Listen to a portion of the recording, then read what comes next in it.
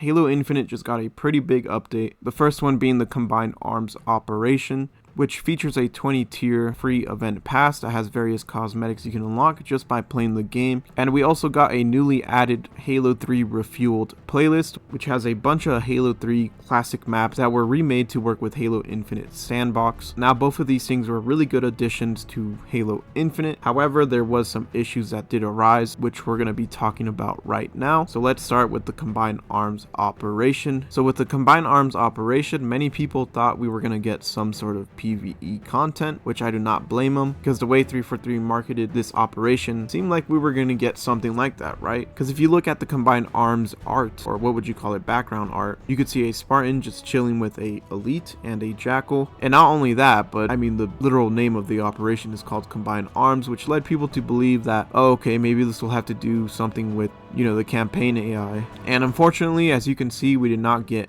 anything. There was no firefight or anything done with the campaign AI. What makes it even worse is that over on the official Halo Twitter account, this was posted, I believe, like a day or two before the operation came out. Anyways, it's basically a trailer, and during that trailer they showed someone driving a Warthog on the Oasis BTB map running over an Elite, and there was also some other campaign AI like the Jackals and Grunts shown in this trailer, which even made it more confusing as to what was going on with this event. So I don't know what 343 was thinking here. This was honestly just really confusing, because initially I also thought that we were gonna get firefight during this operation, because it just made sense, right? That was all until Unishek over on Twitter did say that there was going to be a mid-season update, and during that mid-season update is when we were gonna get firefight as well as the new repair kit and some other stuff. Now, I wouldn't exactly lose hope yet. These new operations are meant to last 4 to 6 weeks, meaning that during all that time we could possibly maybe halfway through the operation, or maybe even more towards the ending.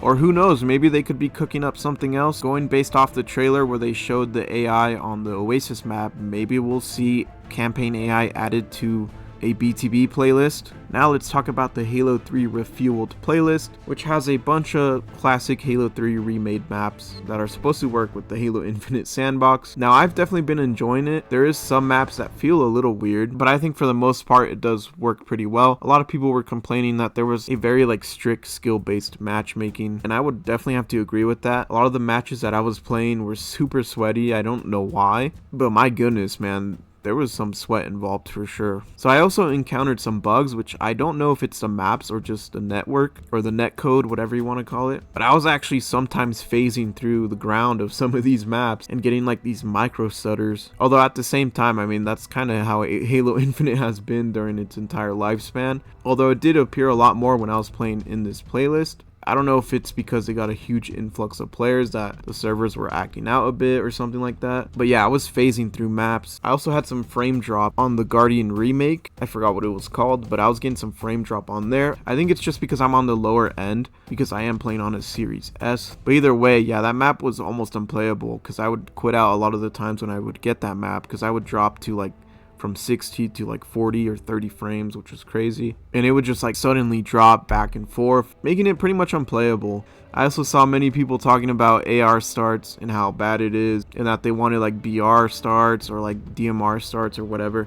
And personally, yeah, I actually would prefer if we got BR starts. I think Halo is just a lot more fun when you have precision weapons at start. But at the same time, I do understand that that is how social playlists in Halo have always worked. It's always been AR and pistol starts since literally the beginning of Halo with Halo CE. It's always been that way. And so I wasn't really surprised that, of course, you know, it happened with this playlist. So I wasn't really sure why people were really mad about that. You know, it's kind of expected a social playlist to have AR starts. Now, I definitely wouldn't mind if they actually did a mix between it. That I think that would have made more sense if they had AR starts for some maps, and then other maps you had BR starts. But yeah, that's my thoughts on whether we should have BR or AR starts. I definitely had a lot of fun playing this playlist, because these are maps I know well and that I just think are really well designed. I hope in the future we do see more stuff like this, except with maybe Halo 2 maps or Halo CE maps. I can definitely see that happening in the future, and it would be great. But other than that, that's all I wanted to talk about. Just give my thoughts on the new operation and the Refueled playlist and some of the issues that I've encountered myself as well as the community.